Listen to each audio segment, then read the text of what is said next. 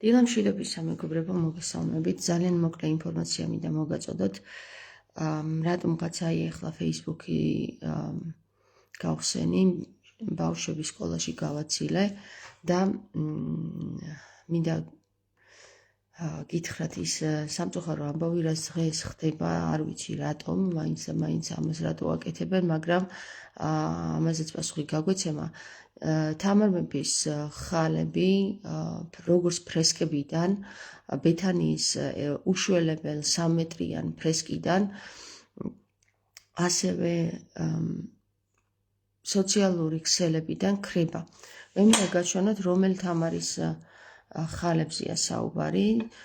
დაახლოებით რამდენიმე წელიწადნახევრის წინ გავაცხადე ბეთანიიდან, რომ ეს ხატი არის ბეთანიის ეკლესიიდან მეგობრებო და თამარს ამ ბეთანიის ეკლესიაზე მე და ჩემი მეუღლე, როდესაც ვესტუმრეთ, ჯერ კიდევ ჰქონდა ხალები ყელის არეში. აი ნახეთ, ეს ორივე სურათი არის ინტერნეტიდან მეგობრებო, დააკვირდით, ნაცნავთან ყელის არეში მას ხალი გააჩნია. სოციალურ ქსელებში ეს სურათები, რომელიც მოვიძიე,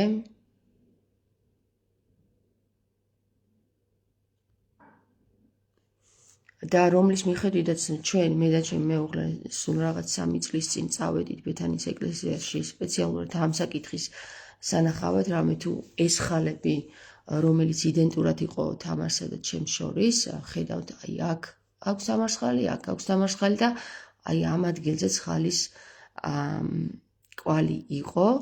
თუმცა როგორც ბეთანიის ეკლესიაში, რომელზეც სურათი არ გადამაღებინეს ცოცხალი თავით, ასევე ინტერნეტიდან ეს ხალები ქრება. მე არ ვიცი ხა რამდენად კაცობრიობას ეს აინტერესებს დღეს, მაგრამ საინტერესო ის არის, რომ ვინ აკეთებს ამას. მე ვიცი, რომ ბეთანიის ეკლესიაში 6 საათზე იკეტება ეკლესია, დიდი ბოქლომი ედება, იქ მოღვაწე ბერებიც არიან და იქ შესვლის უფლება არავის არ აქვს. ასე რომ ჩვეულებრივი რიგითი მოქალაქე ჯერ იმ ფრესკას ვერს მიწვდებოდა, იმიტომ რომ არის 5 მეტრს სიმაღლის დაშორებით, რომ ეს ხალი წაეშალა და მეორე ის, რომ გარდა იმისა, რომ ბეთანიის ეკლესიაში ეს პროფესიონალურად წაშალეს ეს ხალი, წააშლევინეს ეს ხალი, ახლა ინტერნეტ სივრცეშიც ეს ხალი თამარ მეფის ყელიდან მოაშორეს. ჯერ კიდევ არის სურათები თამარ მეფის შემორჩენილი ინტერნეტ სივრცეში, როგორც უკვე განახეთ, კიდევ განახებთ. აი ეს სურათი ჯერ კიდევ შემორჩენილია, სადაც თამარ მეფეს ეს ხალები აღენიშნება.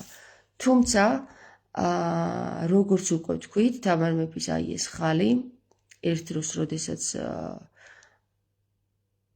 აღნიშნული იყო, აი ამ სურათზე უკვე წაშლილია. ეს იმას მიანიშნებს მეგობრებო ჩემთვის, რომ როდესაც ამ ვიდეოს უსმენენ ჩემს ვიდეოებს და ინფორმაციები, რომელიც გამოდის ჩემიდან,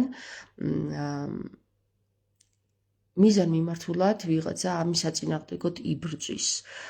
მე ვცდილობ, რომ ის კვალი, რომელიც თამარ მეფემ ჩვენ დაგვიტოვა, მისი ნაშრომები, მისი გზა მეცნიერულ დონეზე გავარკვიო და ამის საწინააღმდეგოდ ძალიან დიდი ძალები, რომლებიც აი ამას გაბედავდნენ და ბეთანიის ეკლესიიდან თამარის ხალს გააქრობდნენ, აი ესეთი ძალები ამ საკითხის წინააღმდეგ იბრძვიან. მე საერთოდ არ მაინტერესებს ამ პირებს, ვინც ამას აკეთებენ, შევებრძოლო, უბრალოდ მინდა კითხვა დავსვა ასეთი, განა ასე როგორ ეშინიათ თამარ მეფის სიტყვის, რომ მისი ხალებიც კი აშინებთ. მისი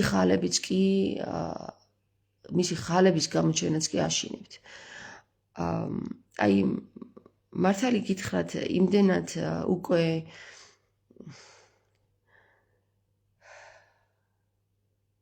შემიძლია ახლა დავდგე და დღეები ვიტირო, მაგრამ არ შემიძლია ამის გამოხატვა თქვენდამი, რომ ახლა დავჯდე ვიტირო, რომ რეები ხდება ეს საქართველოში. ვიღაცამ შეიძლება თქვას, რომ რა დროს თამარ მეფის ფრესკიდან ხალის გაქრობა არის, საქართველოს გვართმევენ, მარტო საქართველოს კი არ გვართმევენ, მეგობრებო, ისტორიას გვართმევენ. ისტორიას გვართმევენ. რეალურ ვითარებებს გვართმევენ. ჩვენს კვლევებს გვართმევენ, სიტყვას გვართმევენ. ადამიანობას გვართმევენ. და ეს ის ძალები, რომლებიც უწმინდესი და უნეტარესის სახელით მოქმედებენ. ღმერთმა დასწყევლოს ის ხალხი, ვინც ამას აკეთებს. ვინც საქართველოს ისტორიას ართმევს, ღმერთმა დასწყევლოს ის ხალხი, ისე როგორც თვითონ სურს.